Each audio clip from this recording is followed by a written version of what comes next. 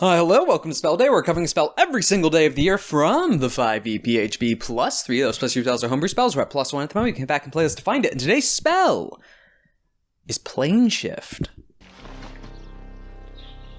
Take him to Detroit. No! No, not Detroit! No! No, please! Anything but that! No! 7th level Conjuration, cast time of 1 action, range of touch, components for somatic material, a forked metal rod worth at least 250 gold pieces attuned to a particular plane of existence. Duration instantaneous.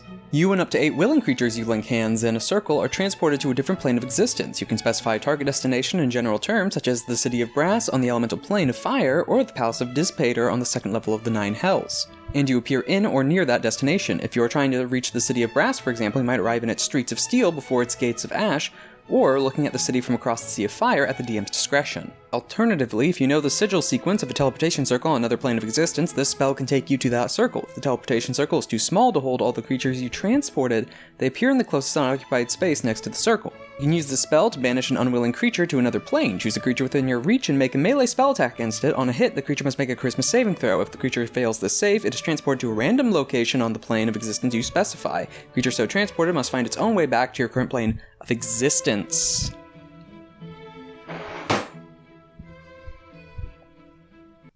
Well, that's an instant KO. The fact this is the same level as Teleport.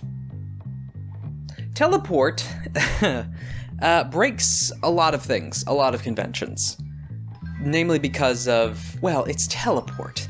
We haven't gotten to it yet, and if future me remembers, there's probably going to be something here for it, but, oh man, okay. Even without going through the description itself, you can probably put 1 and 2 together and figure out the 3 problems. There's actually a bit more than 3, but being able to instantly relocate yourself anywhere is already a really powerful thing. The fact that this allows you to basically swap dimensions anywhere, or not dimensions, but across planes at the same level, and up to 8 targets in the circle, similar to Teleport, it's, I don't know, something just always struck me as weird with that, the fact that teleporting across a plane was the same level of difficulty as getting to a different plane. And still teleporting to, because that's the other thing, you still get to specify the location. You just have to hop between planes if you're casting it this way. So in reality, teleport's already baked into this, you just have to hop to a different plane on top of it. Same thing with teleport, you have the circles, again, it's virtually teleport up until the fact that it goes to a different plane. Then you add in some of the differences. 1, you can't teleport items with this. It has to be creatures. Teleport, you can teleport some items. And while you can only target creatures, you can target creatures offensively with this. And yikes! That's nasty. That's nasty. So the thing stopping you from having this be an instant KO is you need a tuning fork. How easy is it to get, and to what plane? Also whether you're allowed to teleport there, because some deities will try to stop you. But I would always just keep something to some random plane of the abyss. That might seem dangerous, and I myself would not teleport there, but that's for the offensive option. Because, yeah, it's a hit and then a save, but I've seen it done before. I've seen it done in my games, on both sides. I've seen an enemy banished to a plane, just gone.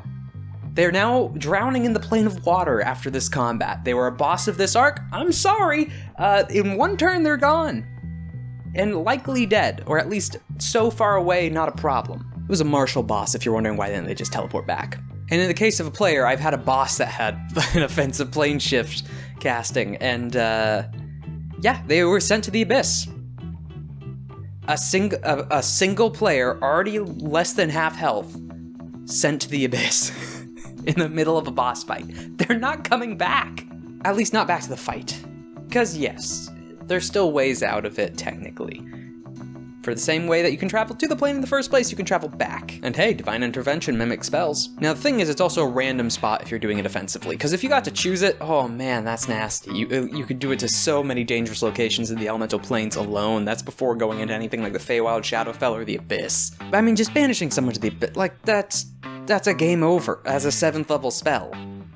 That's likely better than Power Word Kill. Unless they have an instant way of teleporting back, or plane shifting back, they're so screwed. I can't think of too many creatures that sending directly to the Abyss wouldn't be a bad thing. Because while yes, this is plane shift, this is the banishment that permanently banishes things to planes that they aren't native to, and only takes 1 round and is not concentration. It's a Hail Mary, don't get me wrong, that's a hit and a save required. and a 7th level spell, and a touch.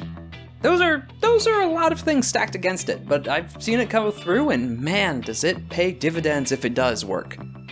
But that's if it does. Outside of that, being able to actually travel between planes is massive. Not for too many things, because you're limited by individuals, like Gate would be for moving armies. With this, you can only move 8 people at a time. Well, you and up to 8 people. So something we'll talk about on Teleport later, tactical forces. You know, high-end people, like an adventuring party. Because the huge part of it is now you have access to things on a different plane. Well, yeah, there's various conjuration spells, summon spells, and other such that fit within that same category that you can draw things to you from other planes. Here you can go there directly.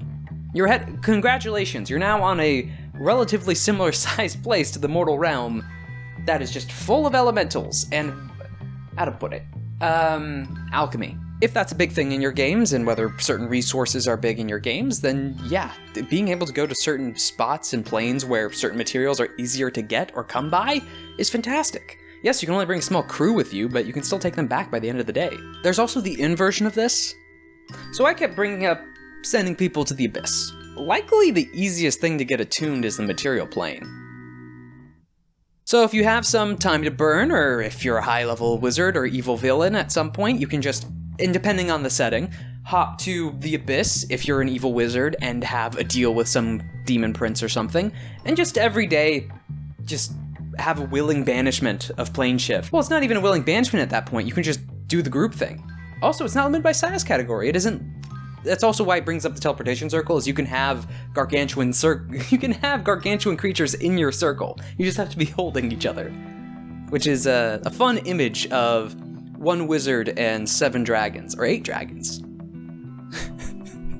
They don't fit on the teleportation circle, but man, do they go through. You can plane shift giants, elementals, demons, large demons, now that. Celestials. That's really high-end extra planar stuff and late-game stuff, but it's possible, and especially if you want to run a villain like that, or any kind of, especially if you have any monsters that have plane shift. Things like Gith, for example, have plane shift. Using that banishment feature to send them back, though it is a random spot, but being able to send tactical squads from the astral. Because that should be the scary thing about Gith with this, is, oh no. An entire squad of, maybe 2 squads are sent, or 1, and they maybe get mis-set up based off their own plane shift. They appear, there's 9, likely, if they're sending elites, high-level Gith soldiers and troops, also potentially wanting to take prisoners, and they might even leave some slots open to take prisoners. I mean, they all got a casting of it. Go in separate circles. Okay, 1 person, cast it. 9 super elite Gith appear in a village. Each of them, if they subdue them, can take 8 prisoners each. There's no ship, there's no massive portal that need to be open, there's no red dragon if you're following base Gith. That's still terrifying. That is terrifying, finding a village abandoned. Showing signs of conflict, but no immediate sense of magic or spells because it's all psionics things. That's scary, that's really scary. Depends how close they can directly teleport to, though. Or plane shift, that is. But now imagine doing that if you give that to other monsters like demons or devils, which is probably why they don't have it. They have to be summoned or bordered or stuck between barriers. They can't really move themselves too often. So that's why you have a villain or spellcaster that goes to those places and sends some of these greater demons out into the material realm. Piggybacking, essentially. And then the offensive thing, you can be in the hells and send a devil straight to some of the heavens if they're willing to let them in. Oh, they're gonna die, but to let them in. Resources, alchemy, the issue is the size. It's how many people you can take. That's not that much to make an industrial scale, and it's already high level to kind of stop that. But bringing certain creatures to places where they're not supposed to be because it's not a summon, there's no real time limit on it. So if you can get things and creatures of that scale to agree with you, you can go, oh man, you can bring so much stuff. 8 out of 10. I mean, it gets the job done, sends you a different plane, though it's a little wishy-washy on its location and where it's dropping you off, unless you have a circle. And then, I don't know, the offensive option, again, it's a Hail Mary. High level, touch spell, and then also a save on top of that. But if you have the right tuning fork, and depending on the enemy, which is most that won't be able to get out of this if it works, they're gone. They're gone. 8 out of 10 though, because that's a Hail Mary, even if that's an insta-kill.